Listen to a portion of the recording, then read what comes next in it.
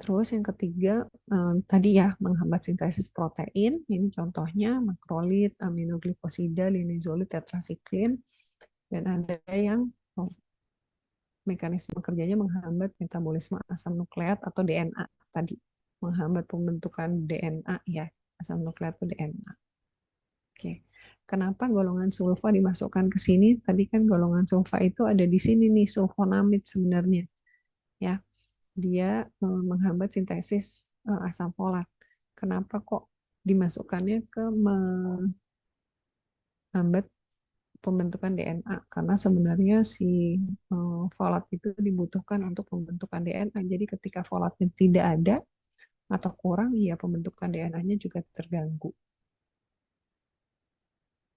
Nah, kalau tadi kita udah ngomongin mekanisme kerja, terus kita lihat ada beberapa atau banyak sekali jenis-jenis antibiotik. Sekarang kita apa istilahnya membicarakan ya tentang efek sampingnya. Itu secara garis besar ini nanti ada 4 kelompok efek samping antibiotik ya. Yang pertama adalah reaksi alergi. Mungkin ini juga sudah tidak asing. Jadi ada orang-orang yang memang dia punya sifat alergi terhadap golongan penisilin misalnya. Tuh. Mungkin teman-teman suka kalau misalnya pas berobat ke dokter ditanya ada alergi obat atau enggak. Untuk reaksi alergi ini dia tidak bergantung pada dosis. Jadi mau dosisnya gede mau kecil eh, akan muncul karena yaitu ada andil dari sistem imun. Ya. Terus reaksi alergi ini derajatnya bisa ringan, bisa berat ya tergantung dari reaksinya dan tandanya sangat bervariasi. Biasanya sih yang paling mudah gejalanya seperti gatel-gatel gitu ya, yang paling mudah itu. Tapi kalau yang berat bisa sampai sesak nafas misalnya, atau tekanan darahnya menurun dengan drastis, itu juga bisa, sehingga sampai pingsan misalnya. Nah, terus yang kedua efek sampingnya adalah reaksi idiosinkrasi. Nah, ini lebih jarang nih kejadiannya daripada alergi. Jadi bedanya idiosinkrasi dengan alergi ini adalah reaksinya tuh beda dengan orang pada umumnya. Kalau reaksi alergi kan yaitu tadi ada itu keterlibatan sistem imun, terus reaksinya biasanya antara gatal, sesak nafas, eh, penurunan tekanan darah, singkop gitu ya. Tapi kalau reaksi idiosinkrasi beda banget gitu sama apa yang kita harapkan. Gitu. Ini contohnya, hmm, jadi ada satu ras tertentu yang mungkin ketika dikasih obat tertentu, contohnya Primaquine, Primaquine itu anti malaria, dia akan mengalami anemia. Padahal di orang lain, di populasi, di ras lain, itu enggak. Gitu. Jadi reaksi idiosinkrasi ini lebih jarang terjadi gitu ya.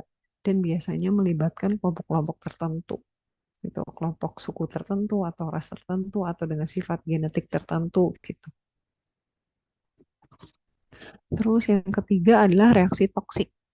Nah, kalau ini mungkin udah lebih kebayang ya reaksi toksik ini iya eh, reaksi yang tidak kita harapkan lah gitu dan dia biasanya mengenai organ tertentu. Misalnya untuk aminoglikosida yang tadi ya, aminoglikosida ini antibiotik yang mekanisme kerjanya menghambat sintesis protein. Nah, aminoglikosida itu toksik terhadap eh, saraf auditorik jadi telinga dan pada ginjal gitu. Sementara kalau tetrasiklin dia spesifik tuh mengganggu pertumbuhan tulang dan gigi. Tuh nanti antibiotik lain yang mungkin punya sifat atau reaksi toksik yang sangat spesifik gitu. Nah, jadi biasanya kalau dia minum itu kita udah tahu nih, oh aminoglikosida ini selain bisa misalnya menurunkan pendengaran juga bisa bikin vertigo misalnya karena di telinga itu kan ada seperti batu ya. eh, Heeh. Sakulus dan utrikulus itu yang mengatur keseimbangannya kita. Gitu. Jadi selain bisa mengganggu pendengaran juga bisa mengganggu keseimbangan. Tuh. Terus efek samping yang keempat adalah perubahan biologi dan metabolik. Ya, jadi kalau pada pemberian antibiotik itu bisa mengganggu atau mematikan flora normal yang ada di dalam tubuh kita. Kan di dalam badan kita sebenarnya juga tidak steril banget ya. Jadi di kulit misalnya atau di saluran cerna itu ada bakteri-bakteri yang memang ditemukan di situ, istilahnya bakteri komensal gitu. Jadi ketika kita sehat itu bakterinya ya udah dia memang bertempat di situ, dia menjaga ekosistem di situ gitu. Nah, karena dia bakteri dengan adanya antibiotik kalau dosisnya terlalu tinggi misalnya ya bisa mematikan bakteri yang baik yang ada di situ gitu. Jadi eh, makanya di sini ditulis bisa terjadi ketidakseimbangan lingkungan sehingga menyebabkan bakteri yang harusnya dia menjaga keseimbangan di situ, istilahnya bakteri baik itu malah mati digantikan oleh bakteri yang tidak baik gitu yang menyebabkan penyakit. Makanya di sini ditulisnya superinfeksi. Nah, sekarang kita kalau tadi kita udah ngomongin oh iya ini ada antibiotiknya, terus apa namanya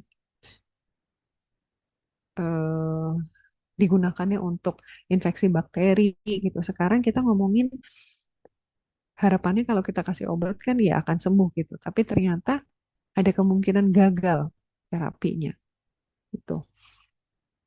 Kenapa bisa gagal gitu ya? Ini kita lihat kan faktor utama dari penyakit infeksi itu bukan cuma kumannya, tapi juga lingkungan plus kitanya sebagai host. Ya, jadi kumannya kita yang terinfeksi sama lingkungan. Nah, makanya interaksi ketiganya itu bisa menyebabkan apa kalau interaksinya tidak saling mendukung gitu ya, bisa menyebabkan kegagalan terapi. Yang pertama sebabnya adalah mungkin kita salah menginterpretasikan kalau sebelum kita kasih obat gitu, kalau penyakitnya berat, biasanya kita uji dulu nih, bakterinya masih sensitif enggak untuk obat yang mau kita berikan. Gitu. Nah, ketika hasilnya keluar, kita salah tuh menerjemahkan hasilnya. Makanya kita salah ngasih obat. Nah, salah memilih antibiotik. Atau kita pilihnya eh, harusnya antibiotiknya itu untuk bakteri A, ternyata kita terinfeksinya bakteri B. Makanya nggak mempan dia dikasih antibiotik yang kita kasih. Atau kadarnya ternyata dalam jaringan itu tidak sesuai dengan harapan. Misalnya, kita tahu, oh pasiennya nih sakitnya infeksi paru. Tapi kita kasih antibiotik, ada misalnya namanya fosfomisin yang sebenarnya dia tinggi kadarnya di saluran kemih gitu di kandung kemih jadi nggak cocok nggak sembuh makanya pasiennya karena jadi kadar fosfomisin di jaringan paru itu rendah makanya dia tidak bisa mematikan kuman yang ada di situ atau bisa juga karena ada akses misalnya nggak kita bersihin dulu jadi tetap ada nanahnya di situ misal atau karena ada infeksi lain barengan sama si bakteri jadi misalnya oh dia istilahnya super infeksi ya dengan jamur misalnya sementara kita cuma kasih antibiotik ya yang mati cuma petiknya doang jamurnya nggak mati gitu jadi lihatnya oh pasien atau kita salah ngasih antibiotik maksudnya salah pasiennya ternyata nggak bukan karena infeksi gitu dia sakit lain yang ternyata sebabnya bukan bakteri gitu. Jadi ya nggak bisa kita sembuhkan dengan antibiotik. Nah, sekarang ini saya sedikit mau menyinggung tentang resistensi antibiotik ya. Kenapa penting? Karena saat ini angka resistensi terhadap antibiotik itu sangat tinggi gitu di Indonesia. Mungkin teman-teman juga sudah pernah tahu ada kampanye tentang resistensi antibiotik ya. Definisinya apa sih? Intinya sih si kumannya itu jadi kebal terhadap antibiotik yang kita berikan. Kenapa bisa kayak gitu? Ada beberapa mekanismenya. Ini nggak usah dihafalkan ya mekanismenya supaya teman-teman tahu aja. Gitu. Jadi ada yang dia bisa menghasilkan enzim tertentu yang bisa menghancurkan atau merusak kasih atau mengubah tadinya kita hmm, apa namanya tahu oh ini bakteri yang ini oh, dia berfungsi untuk mengganggu sintesis dinding protein misalnya, mengganggu sintesis protein gitu misalnya. Nah, si protein yang mau ditarget itulah si ribosomnya itulah yang diubah misalnya strukturnya gitu. Nah, itu juga menyebabkan si itunya nggak bisa masuk ke situ atau kalau bisa masuk dia tidak mengenali ribosomnya itu. Atau ada antibiotik-antibiotik tertentu yang dipompa keluar balik gitu. Kan dia harus masuk ke dalam jaringan gitu ya, ke dalam sel. Nah, itu dia pompa balik keluar, dimasukin ke peredaran darah lagi. Jadi dia nggak bisa bekerja. Itu bisa gitu. Nah, kenapa bisa terjadi resistensi antibiotik? Yang pertama karena terlalu banyak terlalu banyak antibiotik yang diresepkan padahal tidak dibutuhkan. Jadi diagnosisnya bukan infeksi misalnya, cuman kita ngeresepin antibiotik. Lama-kelamaan bakteri yang ada di badan kita dan yang ada di lingkungan belajar cara menghadapi bakteri, belajar menghadapi antibiotik tersebut. Makanya dia jadi kebal. Dia ngerti caranya, oh saya harus pompa keluar nih, antibiotiknya dipompa keluar, biar nggak bisa kerja. Itu ya. Yang kedua adalah pasiennya tidak menghabiskan antibiotik yang diberikan. Mungkin teman-teman tahu ya, kalau dikasih antibiotik nanti dokternya bilang ini habiskan ya Bu gitu. Nah dia nggak ngabisin tuh karena merasa sudah enak di hari ketiga misalnya itu udah enak.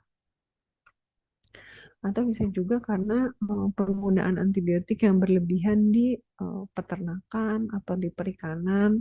Kenapa kok di peternakan itu dikasih antibiotik gitu ya? Katanya karena supaya tidak mati ininya apa hewan ternaknya, jadinya dia tidak merugi. Cuman itu jadi berdampak jelek ke kita karena si antibiotiknya nanti ya mengendap di jaringan-jaringan hewan yang nantinya bakal kita makan. Ya. Yang keempat ada kontrol infeksi yang tidak begitu baik ya di rumah sakit atau di klinik. Terus hygiene-nya juga kita jelek, jadi misalnya kita nggak cuci tangan dulu sebelum makan, atau misalnya dari kamar mandi, itu setelahnya nggak cuci tangan gitu. Nah, itu sangat mudah menyebarkan eh, resistensi antibiotik. Dan satu lagi yang terakhir adalah kurangnya penemuan antibiotik baru. Karena memang untuk menemukan suatu obat itu butuh waktu yang sangat lama, sementara kumannya, bakterinya belajar dengan sangat cepat. Gitu. Jadi kita mungkin untuk mengembangkan satu obat itu butuh 10-20 tahun, 20 tahun mungkin. Cuman ketika si bakterinya belajar cara menghadapi antibiotik tersebut, dia cuman butuh 4-5 tahun. Gitu ya. Jadi jomplang banget bedanya. Nah, terus kenapa bisa si resistensi antibiotik itu menyebar? Ya itu tadi, ini bisa mulai dari mana aja ya, bisa mulai dari kita, misalnya sebagai komunitas, nanti kan misalnya nih, atau mulai dari sini nih, ini peternakan ayam, kalau di luar negeri ada peternakan babi dan ada sapi. Ini dagingnya kita makan, dia peternakannya pakai antibiotik ya untuk menternak. Terus dagingnya kita makan nih di komunitas. Terus nanti kita kan akan buang air besar balik ke tanah. Si tanahnya nanti eh, mengandung antibiotik itu lagi juga. Jadi kalau ada kuman di sini, dia sudah belajar cara menghadapi antibiotik tersebut. Terus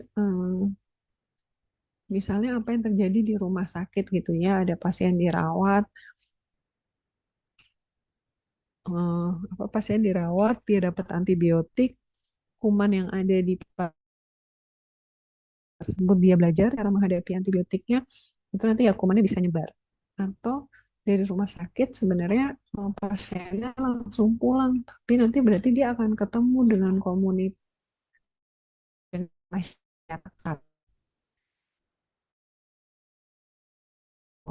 Itu juga menyebabkan jadi semakin cepat. Terus apa dong yang bisa kita kerjakan sebagai health worker ya, sebagai tenaga kesehatan? Yang pertama, mencegah infeksi. gitu. Jadi hand hygiene, harus cuci tangan, lingkungan juga sebisa mungkin yang bisa kita kontrol ya kita kontrol dengan kita bersihkan. Yang kedua, vaksinasi. Vaksinasi tidak hanya untuk anak, tapi juga untuk dewasa. Walaupun untuk saat ini di Indonesia yang untuk dewasa belum ditanggung pemerintah. Ya. Terus yang ketiga, hmm, kita jangan sebegitu cepatnya mengeluarkan atau meresepkan antibiotik. Ini mungkin untuk dokter ya nanti. Biasanya kita mesti pasti dulu nih antibiotik, baru kita resepkan antibiotik. Ya. Terus kalau toh udah dikasih antibiotik, kita harus benar cara minumnya, durasinya juga harus benar gitu supaya tidak meningkatkan resiko penyebaran bakteri yang resisten.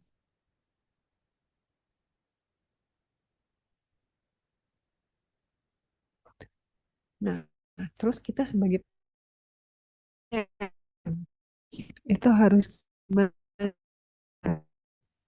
kan dokter. Kita nggak boleh menggunakan atau membeli antibiotik sendiri. Terus harus selalu menghabiskan antibiotik yang diberikan. Jangan menggunakan antibiotik yang sudah lama disimpan misalnya. Karena kita nggak tahu apakah antibiotik itu sesuai atau enggak untuk sakitnya kita. Ya, ini dalam konteks kita sebagai pasiennya ya. Terus jangan sharing si antibiotik kita untuk orang lain. Jadi yang diresepkan untuk kita ya udah kita minum sendiri. Sama ya kita juga harus hygiene juga harus baik ya. Makanya harus cuci tangan. Terus kalau kontak dengan orang yang sakit ya kalau bisa dengan APD misalnya. Oke. Mungkin kita lanjut dulu. Nanti kalau teman-teman ada pertanyaan bisa dicatat dulu ya. Nanti baru kita diskusi di akhir. Atau untuk hari Jumat, kalau nggak salah nanti kan teman-teman bakalan ngerjain tugas juga ya, dipresentasikan di hari Jumat. Rasanya itu waktunya bisa lebih panjang tuh untuk kita diskusi. Yang berikutnya adalah kita ngomongin anti emetik atau anti mual dan muntah ya. Nah, gambar ini mau memperlihatkan sebenarnya sinyal muntah atau eh, apa refleks muntah itu dipengaruhi oleh berbagai eh, pihak, berbagai pihak ya atau berbagai organ lah.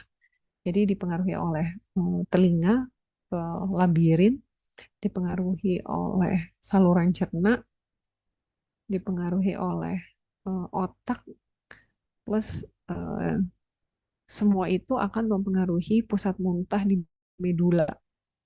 Ya, medula itu otak yang bagian otak di belakang yang menyambung dengan medula spinalis, makanya namanya medula. Nah, untuk menimbulkan efek muntah ini ya, untuk gejala muntah itu sendiri ada beberapa neurotransmitter yang berperan. Neurotransmitter itu adalah zat yang fungsinya untuk berkomunikasi antar sel saraf ya. Tuh, ada neurotransmitternya.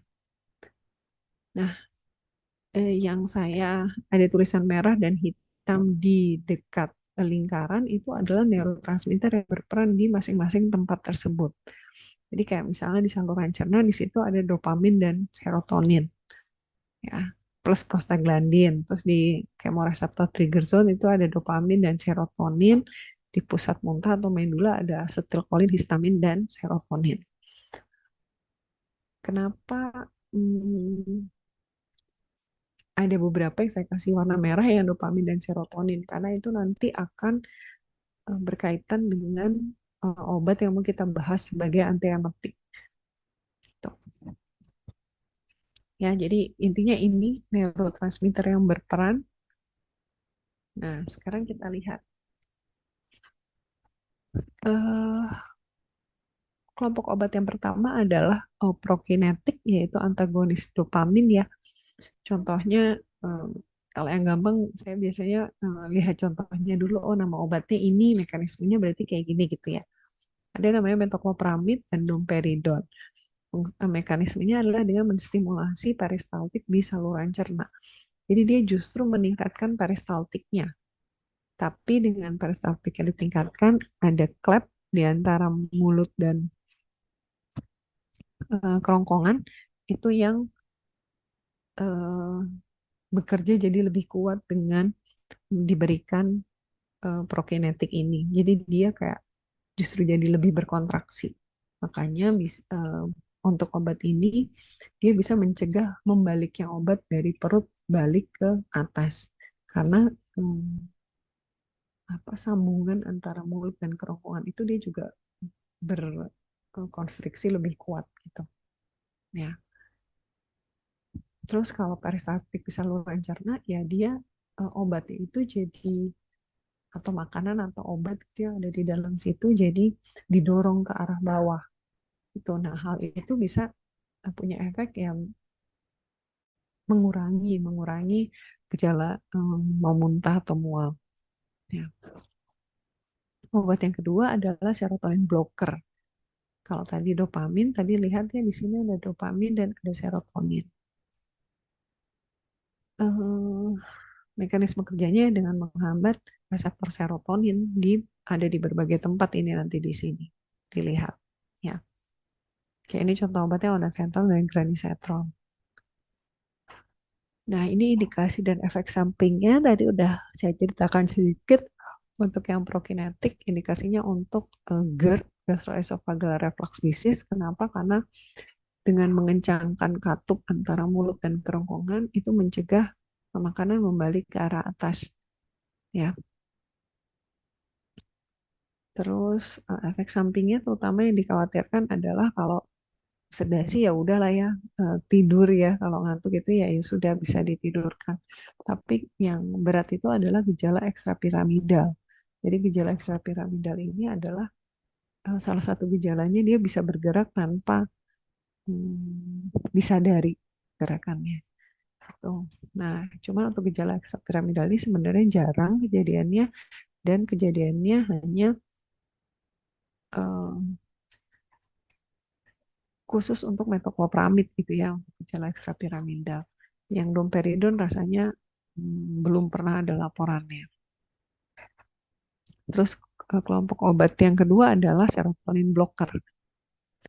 Ya, serotonin blocker ini fungsinya untuk eh, mencegah atau menghambat mual muntah akibat kemoterapi kanker atau pasca operasi itu yang mesti diingat.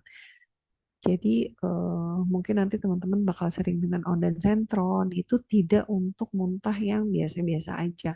Dia lebih ke mual muntah pasca kemoterapi atau pasca operasi. Oke,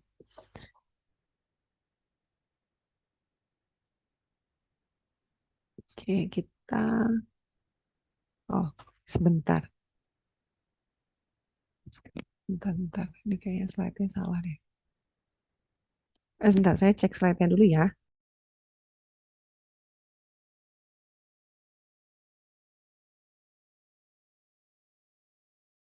Oke, sekarang kita berlanjut ke vitamin dan mineral ya.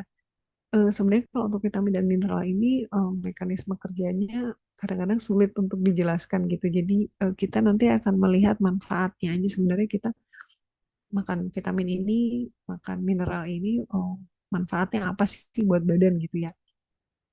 Nah kalau vitamin itu eh, dia senyawa organik yang dibutuhkan oleh tubuh sebenarnya hanya dalam jumlah yang sangat kecil atau kecil lah itu.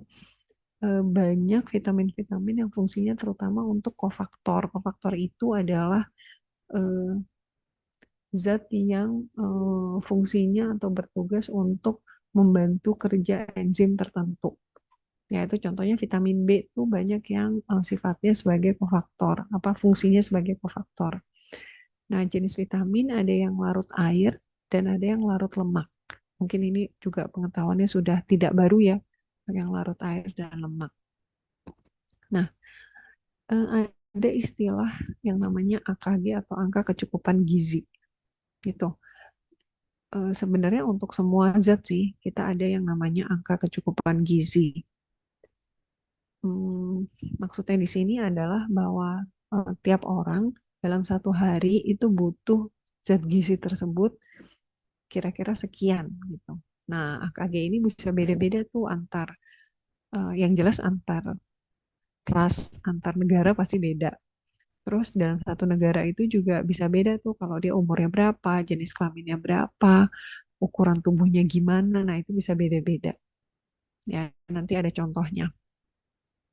Nah, untuk asupan vitamin itu sebenarnya harusnya kan kita ngikutin AKG ya, angka kecukupan gizi.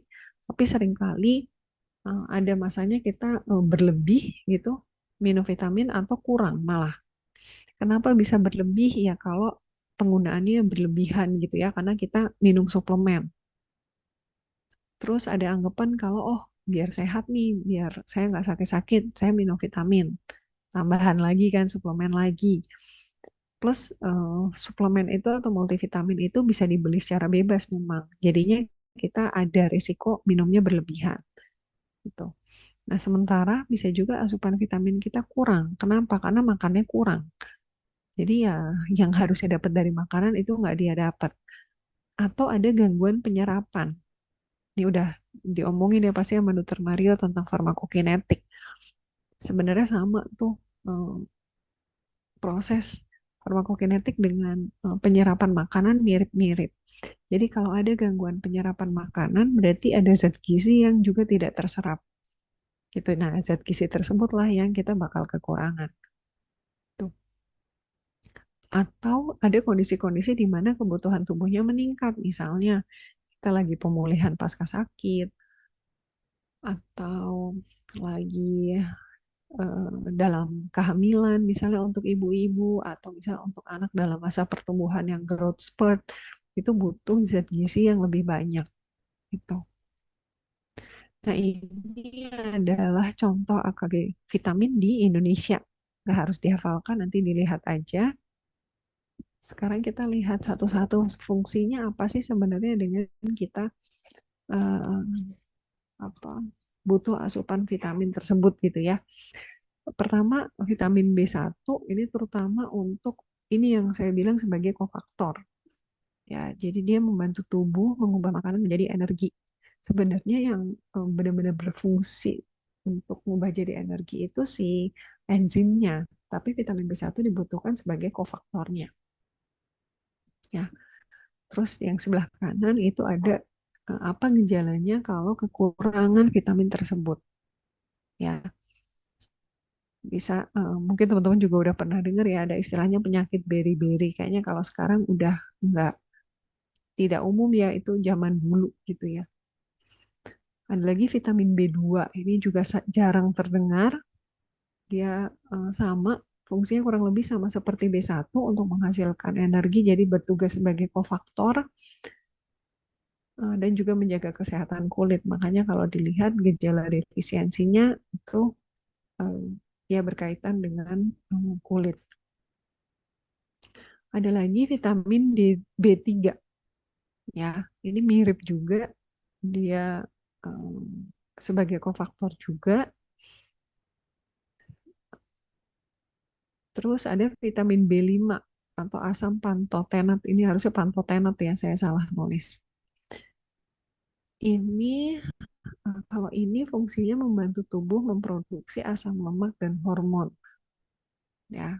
Sementara itu ada lagi vitamin B6. Nah, kalau piridoksin ini agak berbeda nih dia dengan yang eh, di atas-atas tadi kan fungsinya untuk kofaktor ya. Ini sebenarnya bisa juga sih untuk kofaktor juga, tapi juga eh, apa namanya berfungsi di eh, sistem saraf, jadi di sel-sel saraf gitu, serta membantu produksi sel darah merah juga.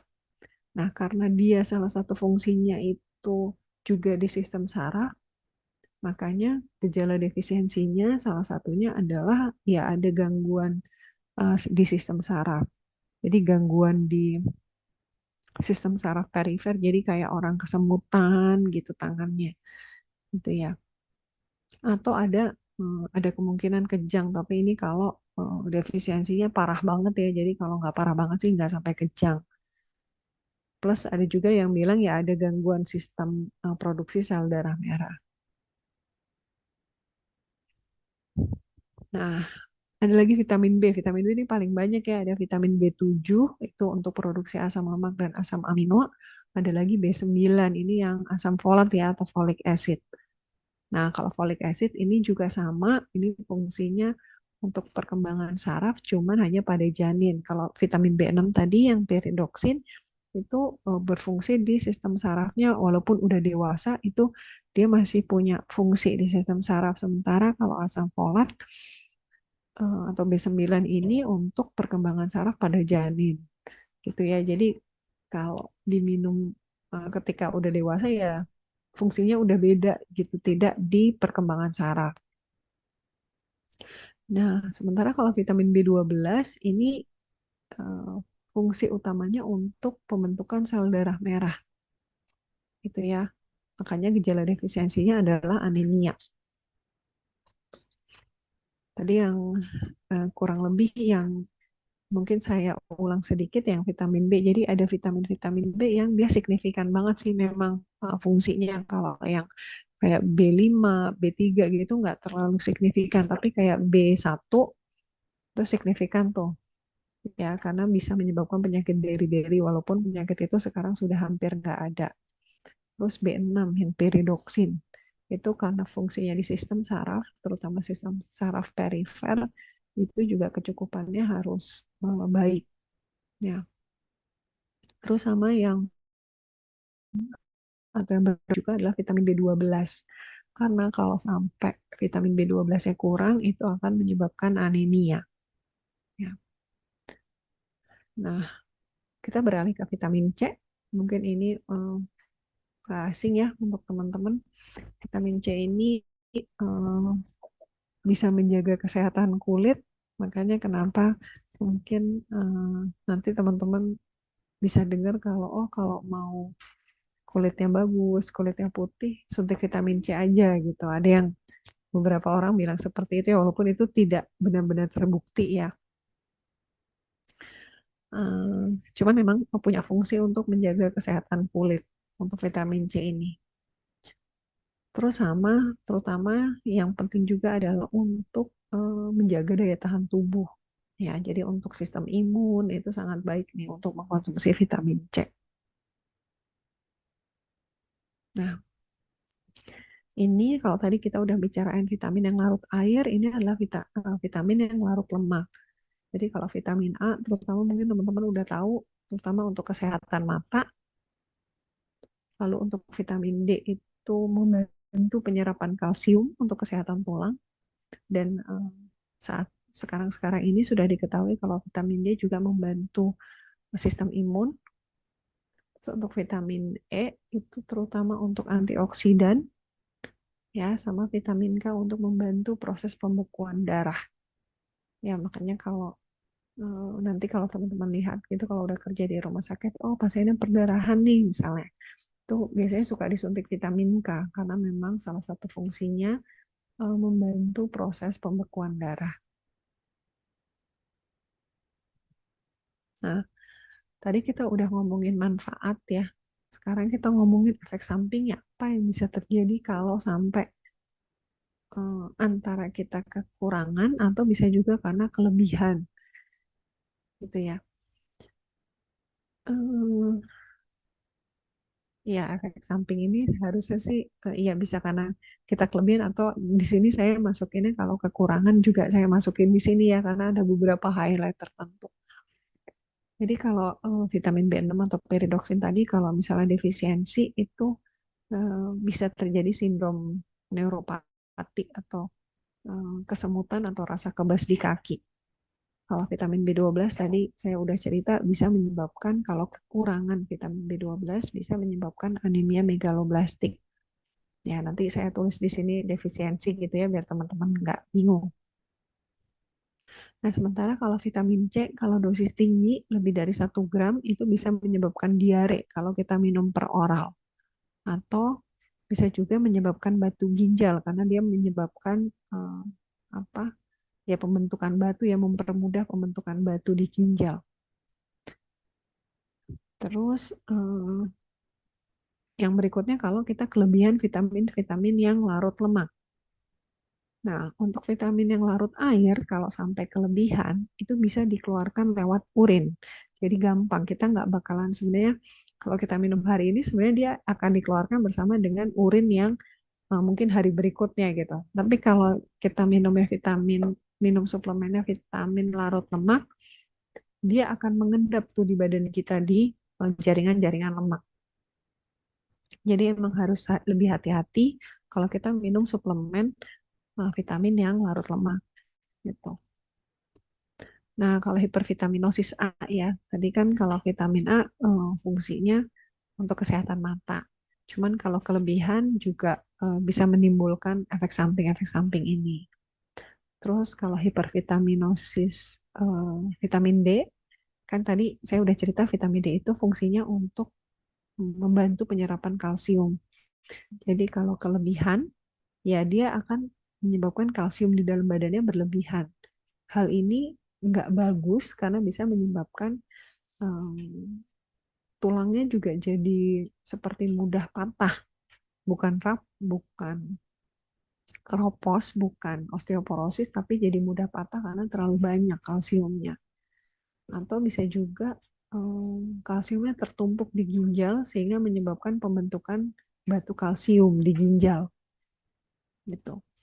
Atau bisa juga menyebabkan ya gangguan fungsi ginjal karena kalsiumnya terlalu banyak yang numpuk di situ. Ya.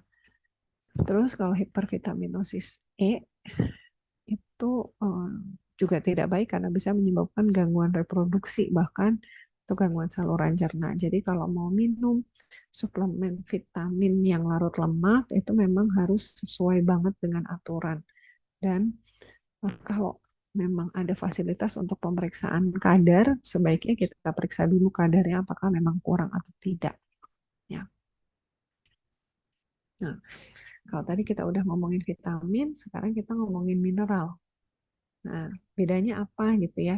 Kalau mineral ini, kalau tadi vitamin itu senyawanya senyawa organik, kalau mineral senyawa anorganik. Dan dia adalah bagian dari enzim yang mengatur fungsi tubuh lah, fungsi fisiologis. Ya, biasanya dibutuhkannya memang untuk membantu kerja enzim tertentu. Nah, ada mineral-mineral yang dibutuhkan dalam jumlah yang banyak, tapi ada yang kita hanya butuhkan dalam jumlah kecil atau kita sebut sebagai trace element. Nah, ini beberapa mineral yang kita butuhkan sehari-hari. Cukup banyak sebenarnya, cuman kita tidak harus selalu minum suplemen mineral karena sebagian sebagian besar ya justru sebenarnya mineral ini ada di dalam makanan yang kita makan. Gitu. Jadi tidak perlu khawatir gitu. Kalau selama makanan yang gizinya seimbang harusnya kebutuhan mineralnya juga tercukupi. Yang pertama itu adalah kalsium. Nah, tadi kita udah ngomongin vitamin D di depan, sekarang ngomongin kalsium juga gitu ya. Eh, Kalsium ya fungsi utamanya untuk menjaga kepadatan dan kesehatan tulang. Ya, tapi ada fungsi lain bisa untuk pembekuan darah dan penyembuhan luka juga. Tuh. Terus ada fosfor. Kalau ini apa untuk pembentukan tulang dan gigi ya, terutama untuk itu. Oke, terus ada lagi kalium. Nah, kalau kalium ini harus hati-hati nih, kita tidak boleh sampai kekurangan karena salah satu fungsi yang vital juga dia untuk kontraksi otot. Kontraksi otot tidak hanya otot yang di tangan dan kaki yang kita sadari, tapi juga otot jantung. Jadi kalau sampai kaliumnya kurang, otot jantungnya juga bisa terganggu kontraksinya. Padahal jantung itu kan vital ya. Dia fungsinya dia harus berkontraksi supaya bisa mengalirkan oksigen ke seluruh bagian tubuh. Tuh. Makanya di situ ditulis kalau sampai kekurangan itu bisa menyebabkan gangguan denyut jantung atau gangguan irama jantung sama bisa menyebabkan gangguan eh, kontraksi otot neuromuskular. Ya. Mineral ini adalah magnesium. Kalau ini terutama ya untuk energi gitu ya, untuk metabolisme lemak protein, mengaktifkan enzim. Eh, Kalau sampai kekurangan itu bisa menyebabkan kejang nih kalau pada magnesium. Ya, ada lagi natrium dan klorida. natrium dan klorida ini biasanya untuk menjaga kadar elektrolit yang ada di dalam tubuh ya. Karena natrium ini elektrolit yang utama tuh ada natrium. Kalau klorida biasanya mengikuti natriumnya. Gitu. Terus ada sulfur. Nah, ini mungkin biasanya teman-teman dengar untuk kesehatan kulit gitu ya. Cuman ternyata sulfur itu punya fungsi juga membantu pembentukan protein.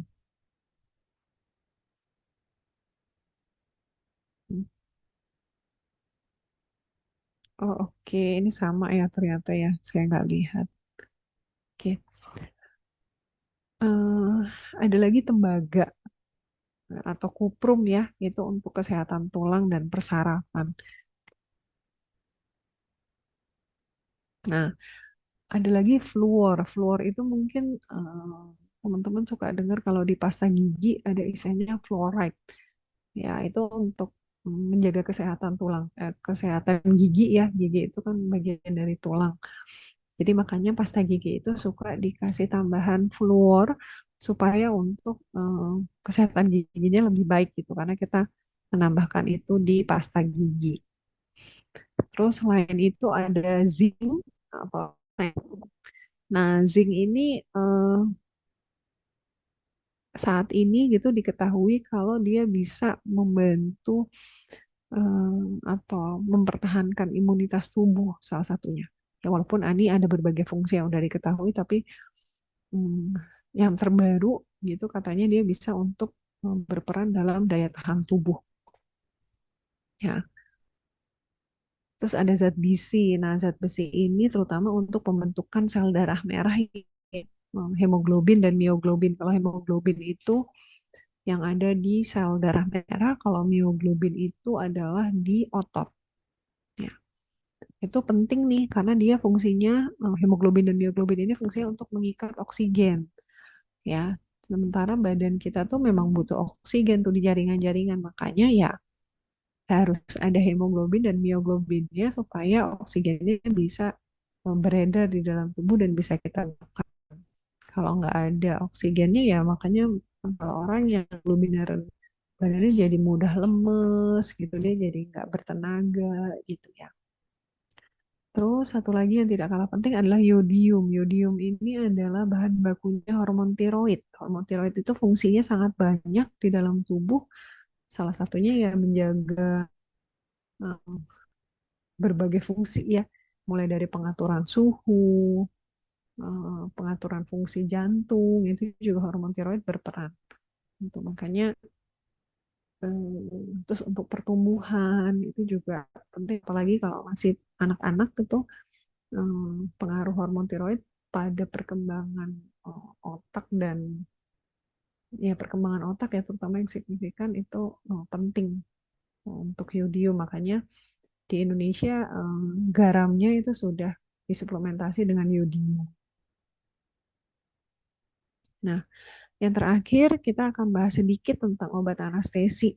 Mungkin teman-teman udah bisa nebak ya kalau anestesi ya, ya obat yang digunakan untuk proses operasi untuk menghilangkan rasa sakit sih sebenarnya tujuannya. Cuman biasanya untuk obat anestesi yang digunakan untuk anestesi umum itu menyebabkan pasiennya tidur. Ya.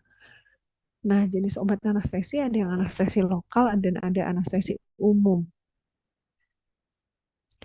Kalau anestesi lokal ya dia hanya fungsinya untuk mencegah rasa sakit secara lokal di situ aja. Cara pemberiannya juga tertentu, jadi hanya di sekitar daerah yang akan dilakukan operasi. Gitu.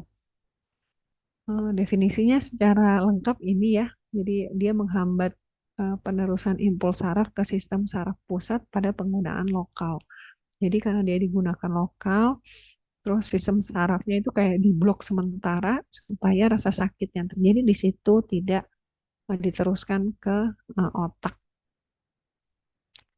Cara penggunaannya ada yang secara topikal, tapi biasanya nggak bertahan lama, yang topikal dan biasanya ya tidak meresap terlalu sampai ke dalam. Jadi hanya mengurangi rasa sakit ketika misalnya rasa sakit yang terjadinya di permukaan aja.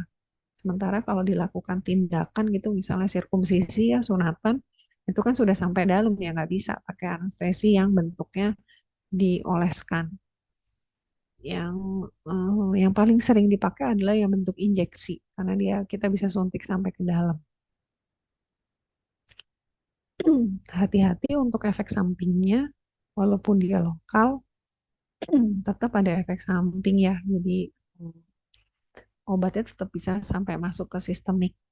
Jadi bisa menekan fungsi jantung walaupun sangat jarang terjadi.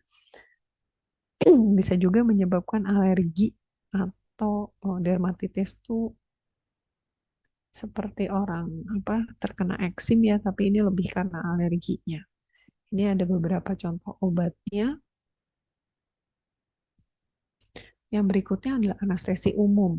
Kalau tadi anestesi lokal ya udah kita memang menggunakannya hanya di tempat itu aja gitu. Sementara kalau anestesi umum dia bertujuan untuk menekan pusat saraf tertentu. Dia bisa sampai menimbulkan hilang kesadaran. Penggunaannya pun dia harus masuk sampai ke sistemik. Jadi tidak hanya lokal di situ. Biasanya untuk anestesi umum ini bentuknya bentuk gas. Jadi biasanya untuk awal kita memang memberikan injeksi, tapi biasanya itu tidak bertahan lama obatnya karena cepat dikeluarkan. Kemarin mungkin udah belajar sedikit tentang farmakokinetik ya. Itu untuk obat-obatan untuk istilahnya induksi anestesi itu dia cepat bikin tidur juga, tapi juga cepat dikeluarkan. Nah, yang untuk mempertahankan hmm, selama dia proses operasi atau tindakannya itu adalah dengan menggunakan yang bentuk gas. Tuh. Nah, efeknya apa nih menggunakan anestesi umum? Dia ya bisa menekan pernafasan, mengurangi kontraksi jantung, dan efek sampingnya menyebabkan penurunan fungsi hati dan ginjal. Makanya pemantauannya harus cukup ketat karena efek sampingnya ya memang bisa terjadi eh, di seluruh tubuh gitu ya. Oke, mungkin dari saya untuk kuliah hari ini sekian. Ini masih ada sedikit waktu. Jika ada yang mau bertanya, dipersilahkan.